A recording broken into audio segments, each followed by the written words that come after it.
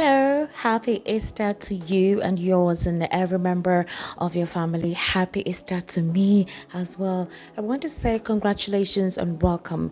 If you are just joining me right here on this channel for the very first time, I would implore you to subscribe. Okay, it's important that you subscribe, share the video. Let's grow the family, let's expand the family.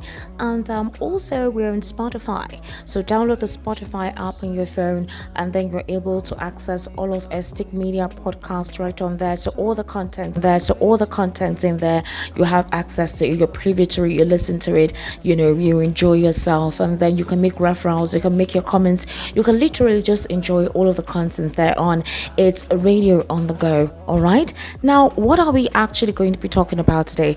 Nothing precisely much though, but it is essential for us to have these conversations. Like I told you on this channel, what we try to do is to look at every aspect of human life that makes life worth interesting, that makes life, being able to look forward to, and how we can progress and make our lives better. I mean, those who do well and those who are making it, they don't have two heads, do they? No, they have one head. So sometimes it is important for us to also see how we can make life beneficial for us. Okay, so it's Easter, and we do know the importance of Easter and the Christian faith. It's one of the days whereby we mark the resurrection of Jesus Christ. All right, and there's a lot of activities that precedes Easter, which involves Lent as a fasting period, and afterwards we get to look up to Christ resurrecting on the third day. So for a lot of us who actually had to go through the Lenten season, keeping up with the faith, loving Christ, being truthful to him, I want to say congratulations to us, and I hope that we continue to do that, because whatever it is that you believe in that makes you do what you know how to do well, that keeps you in check spiritually and physically, mentally too, then I believe that it is important for us to continue with that attitude, to continue with that attribute. All right, so like I always tell you on this channel, it's important for you to send a comment. Let's actually know what you think on the conversation that we'll be having right here. Most of the time it doesn't actually make sense if I'm doing more of the talking or sharing ideas, or just giving out what I think is necessary for us to reflect on, without having to get your own input, without having to hear from you and let you share your experiences with me or with us on this particular channel. So interestingly, in the spirit of Easter, and if you're a Nigerian, it's actually important for us to listen to what exactly I want to share with us today. It's concerning coping with the pressure in this country. I don't know where to start from, but I think you all can actually relate. So you know how it is with how we go about life, right? Especially when you're in Nigeria, you get to go through a lot. Even those whom you think have a perfect life are going through a lot. So we go through this kind of mental stress. In fact, not just mental stress, physical stress, emotional stress, mental stress. If you're living in Nigeria, particularly Lagos, you awesomely need something beyond the physical to keep you on the right headspace. From work pressure to getting to the house to cope with the family, and then other personal stuff that you're going through, that's personal challenges. It's a lot to deal with. And it's not surprising that we're having young persons looking for stimulants, that is alternatives to just keeping them going, something that will give them the fuel to keep on going beyond just naturally self-sustaining. You get to hear a lot of persons who have anxiety, and then they take anxiety drugs. You hear those who are going through depression and they're taking drugs for depression. You also have persons who kind of have bi personalities, they're taking drugs for it, and you're wondering, these things are usually strange. They were not things that we're used to, they were not things that we're brought up with, right? So how comes we're beginning to see this as a normal everyday way of living? We're seeing people who cannot exist without taking drugs to correct their mental space, or give them the kind of normal balance for them to cope on a day-to-day with people either at the office or in their homes. And you'll be wondering what is causing it. Trust me, the country has become so stressful that having to make it out there is a challenge. You see, it has created a sense of what I call it unhealthy competition between people, especially between young people or amongst young people, and having social media or having the digital space where we can all throng to either get ideas, put our contents in, get inspired from. It's a lot of information to digest. It's a lot of how-dos to adopt and absorb, because these are how-dos that you see, online doesn't necessarily apply and work for everyone. So you just have to understand what works for you. Why am I speaking of this? There is undue pressure. I must tell you, not just on you, on me, on anyone whom you think who's trying to just survive, who's trying to cope, who's trying to just go by the day one after the other. And I must tell you something again, living in this part of the world where the cost of living has become high, where we have government policies that are not really friendly, where we can actually see a lot of people, entrepreneurs trying to cope. You're seeing a lot of young persons wanting to make their marks, wanting to move on, wanting to make it happen for themselves. And so it's a lot of mental stress. However, we need to cope, we need to exist, and we need to take care of ourselves. We don't want a situation where you get to your 40s when you're supposed to be enjoying life. That is when you're now treating some illnesses that usually never used to even be a family issue. It was not a hereditary or genetic whatever. Your parents were good and healthy, they had no medical whatever imbalance, and all of a sudden when it comes to you, they're saying you have one particular mental disorder, or you're going through one kind of physical illness that nobody understands what the root cause is. These are because of the lifestyle that we live, the kind of way we go about our daily living, the things that we indulge in, the things that we do, and we don't understand the implications of these things in the long run until it becomes too late. And again, like I say, when one is pressured to be what they have always wanted to be but have not been given the opportunity, they get into things they never thought they would ever get into vices, come across friends who tell them that this is the best way to go about it, and they actually do it. They forget that what works for A is not necessarily what works for B, and if A goes this way in order to become rich, famous, important, or whatever it is, stabilized, doesn't necessarily mean that if B should do the same thing, it will work for B. And though when it doesn't turn out for you, you become depressed, you become mentally unstable, you become irritated, you become frustrated at people. So that is not how life generally applies. So the question we're going to ask ourselves is this: how do we cope? Okay, how do we cope? We're already here in this day and age.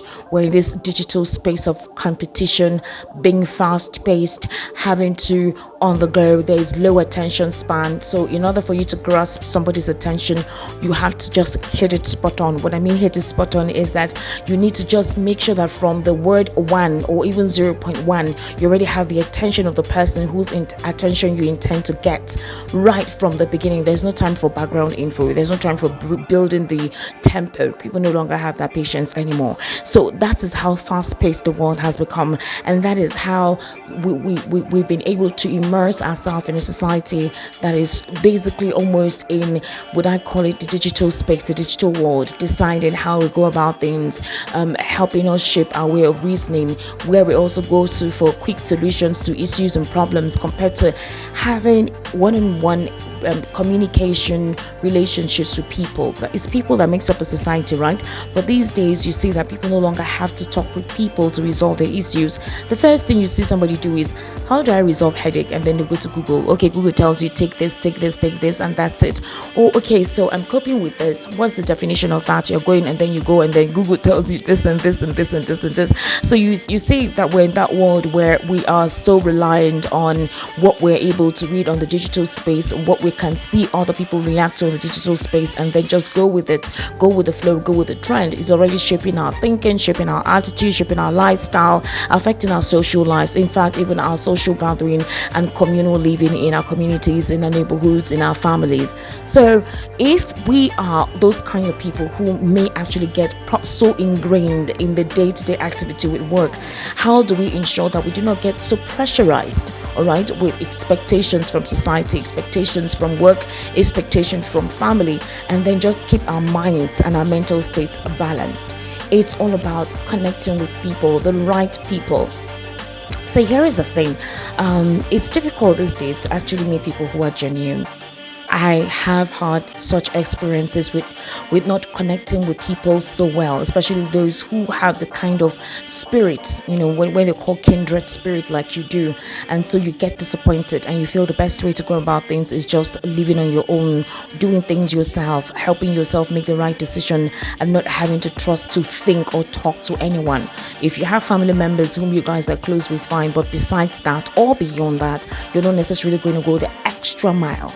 You go the extra way to see how someone else can help you with your thoughts, with whatever issues it is you're going through, or how someone can counsel you. And so we're beginning to find ourselves in that kind of lifestyle. Well, in the midst of that distrust, in the midst of that uncertainty, it's always good to connect with some people. Very few people, not necessarily a lot of people. You will meet your kind of person, you will see your kind of friend, and you'll be able to connect with them. So connect with the right kind of people that will help you when it comes to the decisions you want to make and how to relax your mind and not just go beyond the yonder. Let me just phrase it like that. Another way to do it is also relax your mind. So like I told you, you can't be in a state like Lagos and have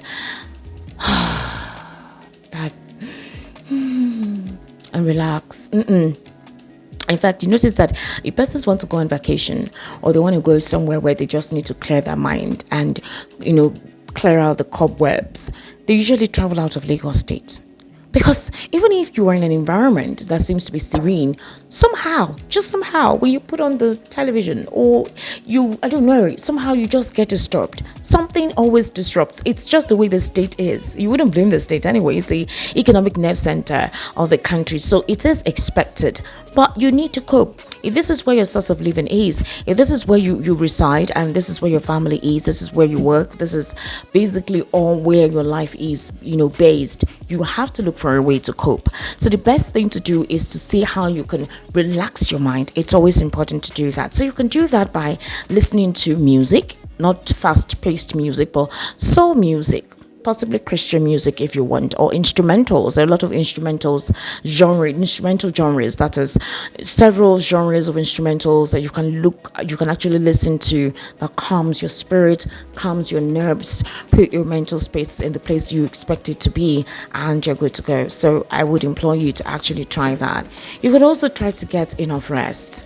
I know that for working persons in this part of the world, imagine if you're working on the island and you reside on the mainland, and I wonder how many hours in a day that you have to rest. So let me give you a typical example of a working Nigerian who is working for an employer, and it's a place where you are constantly needed, right? So let me give you this particular scenario. So you stay on the island, on the mainland rather, that's where you reside. You have to wake up very early in the morning, precisely around, let's say 4 o'clock, have your bath, get yourself ready, and cross that, making sure that before 5:30 or by 5:30 you actually have crossed that mainland bridge. Because if you're in third mainland bridge by 6 or past 6, you may be stuck, especially if your location is at Lekki, Ajan, all those axes, if that's where your office is. So you have to leave very early. Now you definitely will be, especially, let's just assume, right, that you are driving.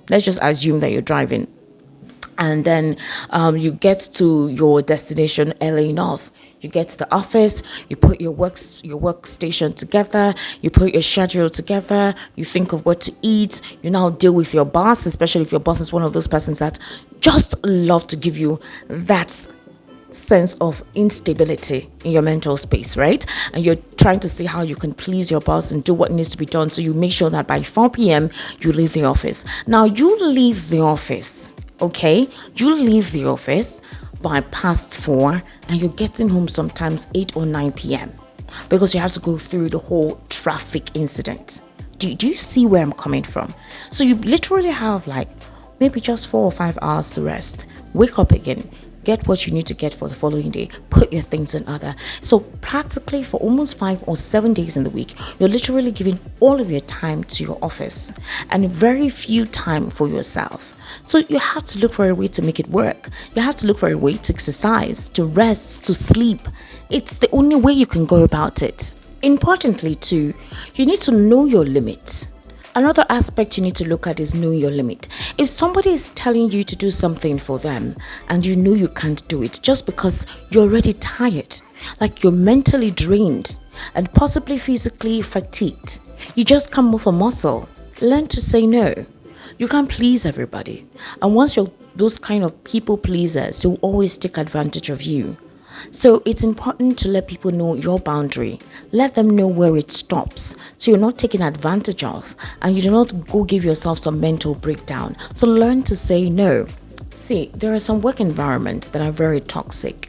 That is something that is unavoidable, especially in this part of the world where most of these labor laws, most of these work ethics, procedures, and scenarios between bosses and subordinates or those in a higher rank, and they have those who are reporting to them. Sometimes the relationship between the category is really not smooth. You can't have persons you report to who just for no reason or the other do not like you, and not because you're not doing your work well, not that you don't have a good work ethic. Somehow maybe there is something they see in you that they wish they had, but just because by fate or somehow based on organizational structure, the hierarchy is more than yours. They take every opportunity they have to mentally put you down, to make you seem irrelevant, to make it seem like your work is insignificant and the effort you're putting is nothing, or there is nothing you're doing that someone else cannot do. There are bosses who make you feel that way, that they feel it's a way of making you not to feel so important. So whether you like it or not, you are you can be disposed, you are dispensable. We can get someone else. For don't think you're so important to the level that wouldn't do away with you.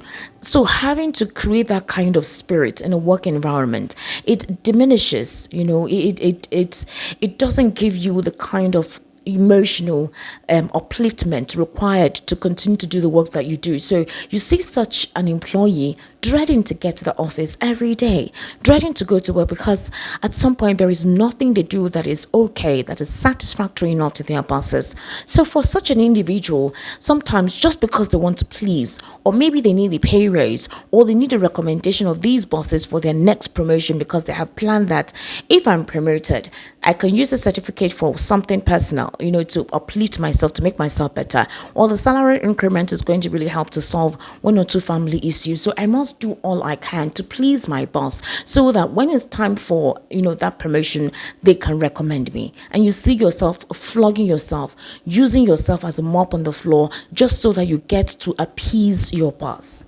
I'm sorry. I know that in this part of the world, we need the job, especially if the pay is good, and especially if the name or the brand of the organization you work with is so renowned that it can open doors for you, any other place. But having to continue to deal with that, well, if it is possible at some point for you to say no, please do.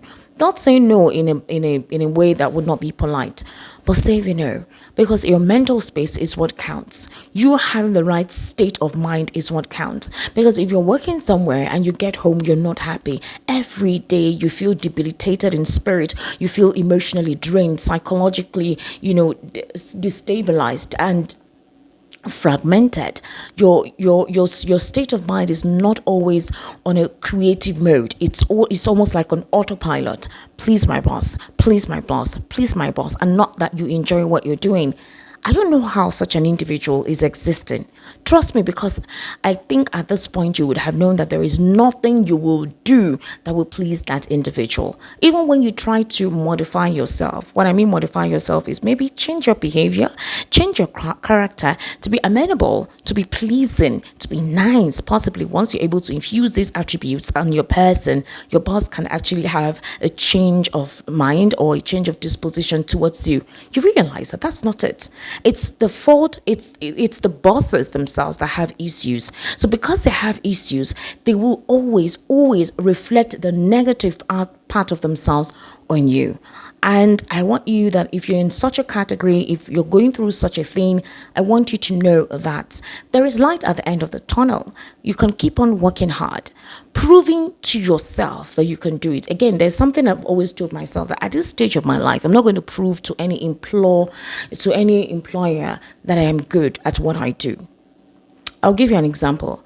There was a time I was currently having a conversation with my general manager currently where I work, and the statement came up and said, why don't you continue to do what you're doing? Prove to the organization, prove to the company that you're good at this, so you can be recommended or your salary will be raised or something. And I immediately intercepted. Intercepted that statement and said, I am sorry, but at this stage of my life, at this stage of my career, I'm never going to be doing anything to please anybody anymore.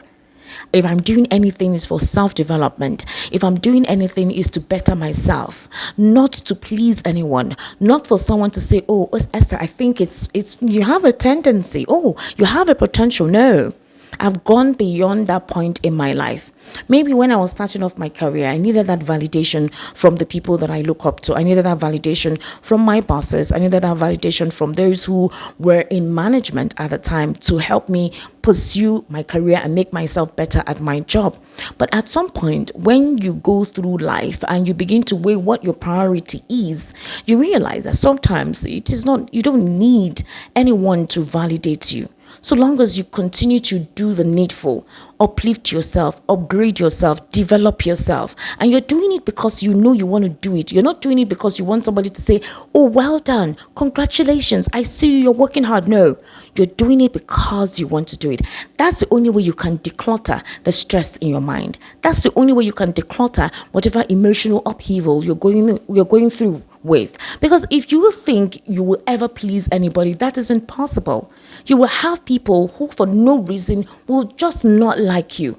There is nothing wrong with you. There's no human being that is perfect anyways. Everyone has their flaws, everyone has their limitations, and everyone has, would I say, their own porosity. So you cannot expect 100% perfection from any individual who is created by God. But there are just some persons who will never ever see anything good with what you do. So you cannot continue to live your life to please such people just because you feel they're in a position that may determine the next level of your career.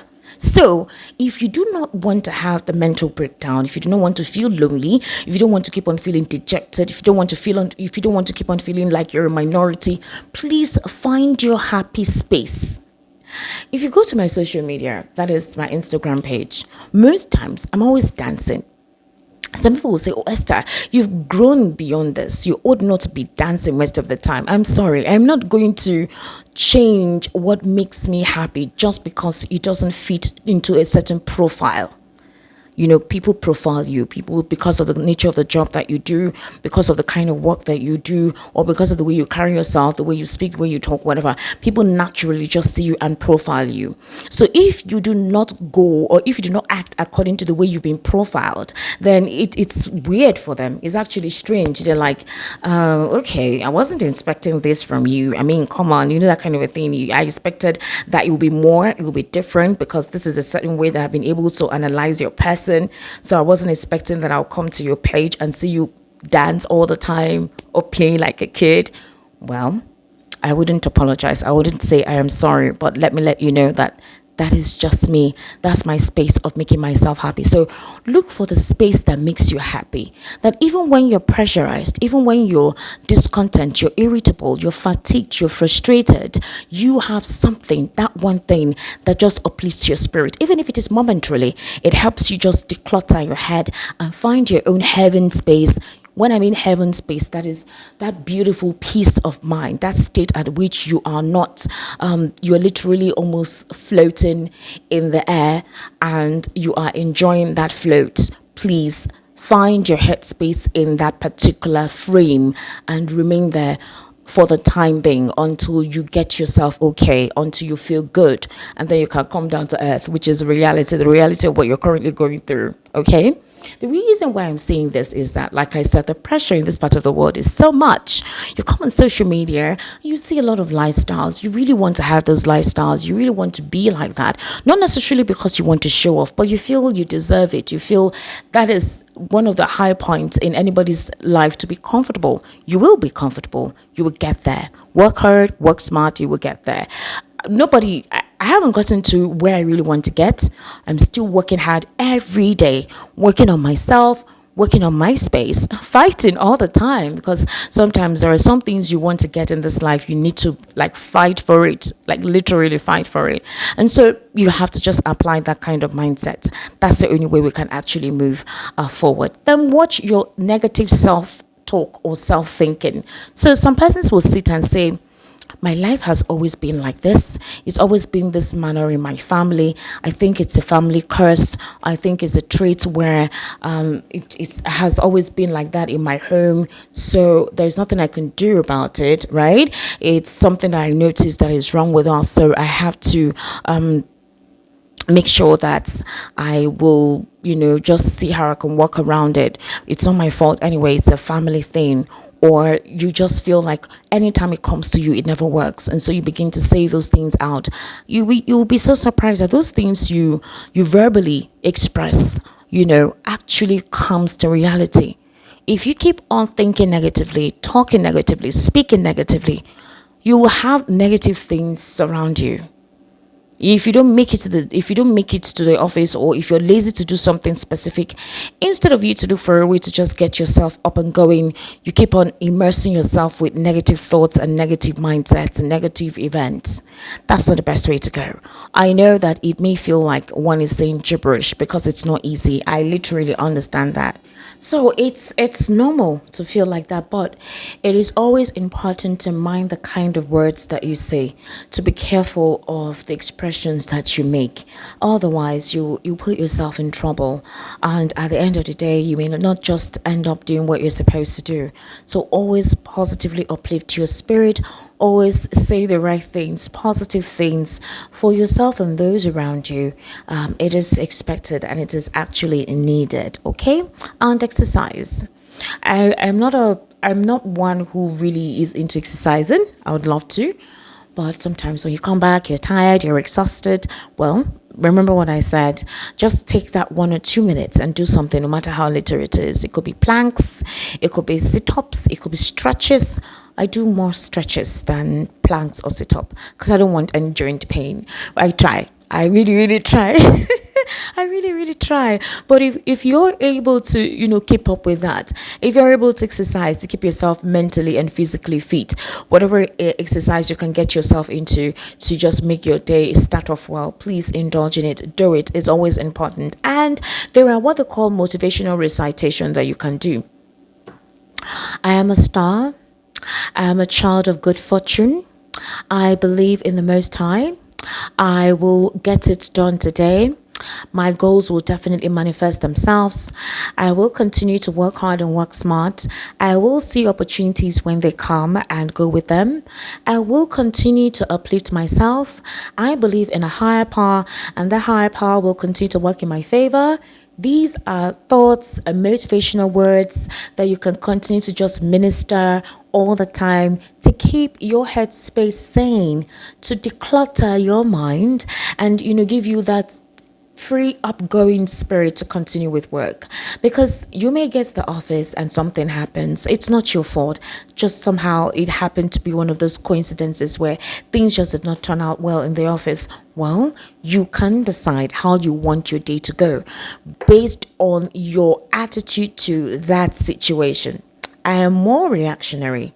Most times I react. I may not even listen to you when there are issues because I'm angry and I'm unhappy. So I'm already reacting. I'm countering anything you're saying at the time because already my walls of defense are up.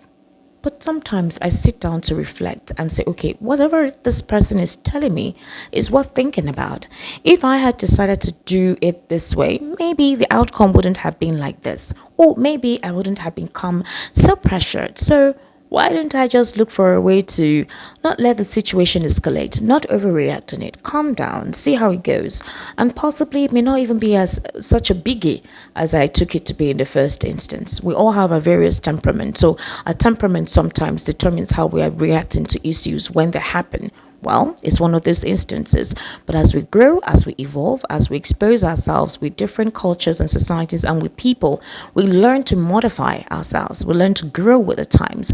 We also learn to make sure that we have mature reactions to issues and circumstances. So if you are single and you're not in a relationship and they're going through most of these instances that I was able to put out here, well, trust me, you can actually have your life good. You can have things going for you. And if you're in a relationship and your partner is one of your supporting base, your spine, your fortified, keeping you and your day going well and having to help you have a good headspace, please continue with that relationship.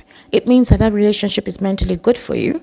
It means that the emotional balance you get with being in that relationship is just a perfect, instance or scenario you need to find yourself in to keep yourself going. So if you're one of those persons who are in a relationship where you get to share stuff with each other, like almost everything, and somehow the way the person advises you, the ideas that the person gives you works, please, why don't you go ahead with it? Always do that. Okay, so we need to stop, because sometimes when this thing gets too long, it becomes boring. So I'll try to make them shorter so we just understand the point. But the idea is trying to declutter in a city as Lagos, trying to distress in a city as Lagos, trying to reduce the pressure that we go through with on a daily basis, because these are issues and instances and circumstances that we cannot avoid. So it is important to think of yourself first. Anytime. I always say that. In the last video I said the last video was about building your confidence as a public speaker, speaking to an audience, having to have transitional words and phrases to speak with people. Well, it's all about you. Whatever measure you can get into, whatever skill you can actually want to learn in terms of self-development, in terms of keeping yourself abreast, in terms of making yourself better than you used to be, please adopt that lifestyle and go with it. All right. Okay, so I told you earlier, subscribe to EstiQ Media website on www.estiqmedia.com, on YouTube, EstiQ Media, EstiQ Media. And of course, you can actually be one of those people to share, subscribe, all right, be part of the conversation.